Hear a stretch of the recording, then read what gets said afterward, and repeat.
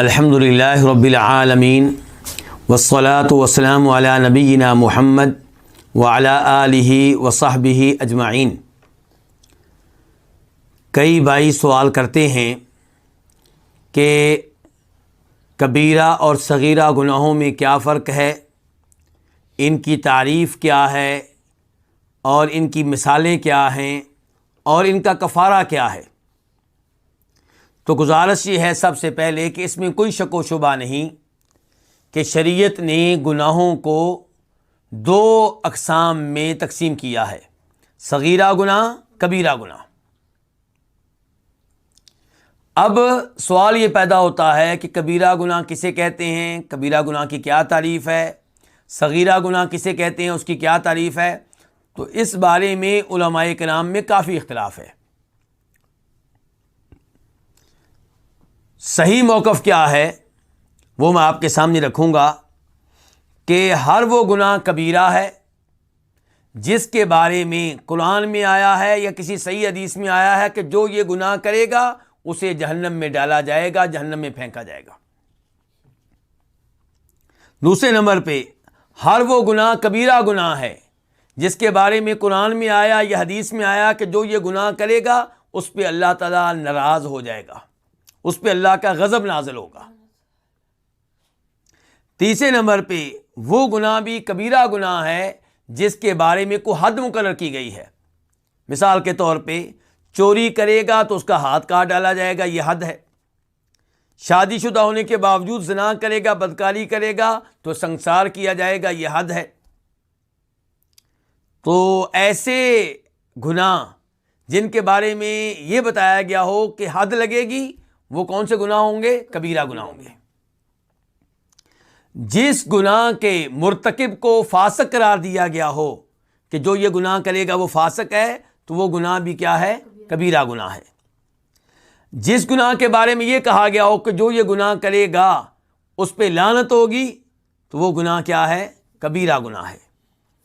جس گناہ کے بارے میں یہ کہا گیا ہو کہ جو یہ گناہ کرے گا وہ جنت میں داخل نہیں ہو سکے گا یا جنت کی خوشبو سونگھ نہیں سکے گا، تو وہ گناہ کیا ہے؟ کبیرہ گناہ ہے۔ جس گناہ کے بارے میں یہ آیا ہو کہ جو یہ گناہ کرے وہ ہم میں سے نہیں ہے، وہ مجھ میں سے نہیں ہے، تو وہ گناہ کیا ہے؟ کبیرہ گناہ ہے۔ اچھا، اب صغیرہ گناہ پھر کون ہوں گے؟ کون سے ہوں گے؟ صغیرہ گناہ وہ جن سے منع کیا گیا لیکن ان کے بارے میں ایسی کوئی وعید وارد نہیں ہوئی، یعنی کہ گناہ اس کو غلط تو قرار دیا گیا، اس سے منع تو کیا گیا، لیکن یہ نہیں کہا گیا کہ جو یہ کام کرے گا وہ جہنم میں جائے گا یا اس پہ اللہ کا غضب نازل ہوگا یا اس پہ لعنت ہوگی یا وہ فاسق ہے یا وہ ملعون ہے یا وہ ہم میں سے نہیں ہے، ایسی کوئی چیز نہیں آئی۔ اس کے بعد مسئلہ یہ ہے کہ مثالیں، چند مثالیں پیش کی جائیں کبیرہ گناہوں کی، چند مثالیں پیش کی جائیں صغیرہ گناہوں کی۔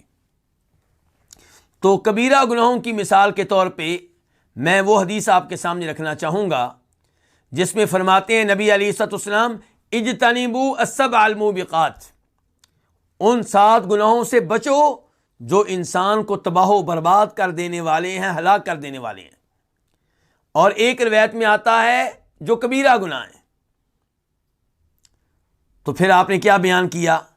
کسی کو ناجائز طور پہ قتل کرنا، کسی پہ جادو کر دینا، یتیم کا مال کھا جانا، میدان جنگ میں جب کہ آپ کافروں کے سامنے کھڑے ہوں میدان چھوڑ کر بھاگ جانا، مومن پاک دامن بولی بالی عورتوں پہ تہمت لگانا، یہ سارے کون سے گناہ ہیں؟ کبیرہ گناہ ہیں۔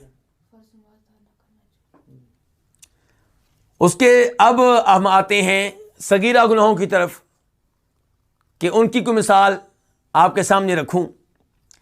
تو کسی ایسی عورت کو دیکھنا جسے دیکھنا جائز نہیں ہے، غیر عورت پہ نگاہ ڈالنا، ایک ہے وہ نگاہ جو اچانک پڑ گئی تو وہ تو معاف ہے، لیکن وہ نگاہ جب پڑی کسی لڑکی پہ فوراً آپ نگاہ ہٹا لیں، دوسری بار اس پہ نگاہ نہ پڑنے دیں۔ تو دوسری بار اگر آپ اس کو دیکھیں گے یا جان بوجھ کر آپ اس کو دیکھیں گے تو یہ کیا ہے؟ یہ گناہ ہے۔ اور کون سا گناہ ہے؟ صغیرہ گناہ ہے۔ کسی ایسی لڑکی سے جو غیر ہے، جس کے آپ محرم نہیں ہیں، اس سے گفتگو کرنا، اور گفتگو بھی ضروری گفتگو نہیں ہے بلکہ لذت لینے کے لیے شہوت کے طور پہ گفتگو کرنا، یہ کیا گناہ ہے؟ صغیرہ گناہ ہے۔ اب سوال یہ پیدا ہوتا ہے کہ ان گناہوں کا کفارہ کیا ہے؟ جہاں تک تعلق ہے اس بات کا کہ یہ گناہ کیسے معاف ہوتے ہیں، ان کا کفارہ کیا ہے، تو گزارش یہ ہے، جہاں تک تعلق ہے کبیرہ گناہوں کا، تو یہ توبہ کے بغیر معاف نہیں ہوتے۔ اللہ رب العزت سے توبہ کی جائے اور وعدہ کیا جائے کہ اے اللہ آئندہ میں اس گناہ کے قریب نہیں جاؤں گا، میں نے گناہ ترک کر دیا ہے اور مجھے اس گناہ پہ ندامت ہے، پشیمانی ہے، افسوس ہے، اور آئندہ میں اس گناہ کے قریب نہیں جاؤں گا، اے اللہ مجھے معاف کر دے، میری توبہ قبول فرما، تو یہ توبہ کے ذریعے معاف ہوگا، اور اس کا کفارہ کیا ہے؟ توبہ۔ اگر کوئی آدمی کبیرہ گناہوں کی توبہ کیے بغیر فوت ہو جاتا ہے تو اس کا کیا بنے گا؟ خارجی لوگ یہ کہتے ہیں کہ وہ جہنم میں جائے گا، لیکن صحیح موقف کیا ہے کہ ایسا آدمی اللہ تعالیٰ کی مشیت کے تحت ہے۔ اللہ چاہیں تو اس کو معاف کر دیں، اور اللہ تعالیٰ چاہیں تو اس کو عذاب دیں، اور عذاب دے کر جہنم کی آگ سے نکال لیں۔ اللہ چاہیں تو معاف کر دیں، چاہیں تو اس کو عذاب دیں، لیکن اگر وہ کفر و شرک سے محفوظ ہے، عقیدے کے لحاظ سے ٹھیک ہے، تو بالآخر وہ جنت میں پہنچ جائے گا۔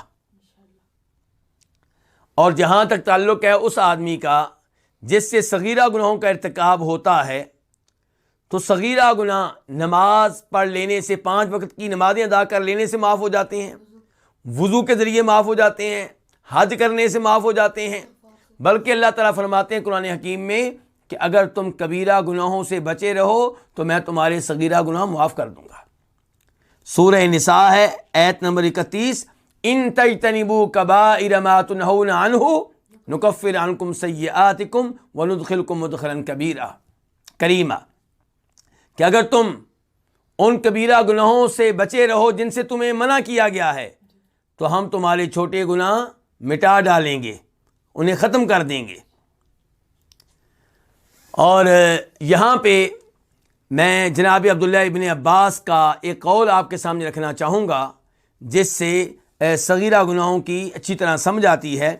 جناب عبداللہ ابن عباس کہتے ہیں کہ، اور یہ بخاری شریف کی روایت ہے، اور وہ کہہ رہے ہیں اصل میں سورہ نجم کی اس آیت کی وضاحت کرتے ہوئے، آیت نمبر 32، الذین یجتنبون کبائر الاثم والفواحش الا اللمم، کہ وہ لوگ جو کبیرہ گناہوں سے دور رہتے ہیں، بے حیائی کے کاموں سے دور رہتے ہیں، لیکن لمم کا ارتکاب ہو جاتا ہے، ان کے صغیرہ گناہوں کا ارتکاب ہو جاتا ہے، تو ان ربک واسع المغفرہ، یقیناً تمہارا رب بہت بخشنے والا ہے۔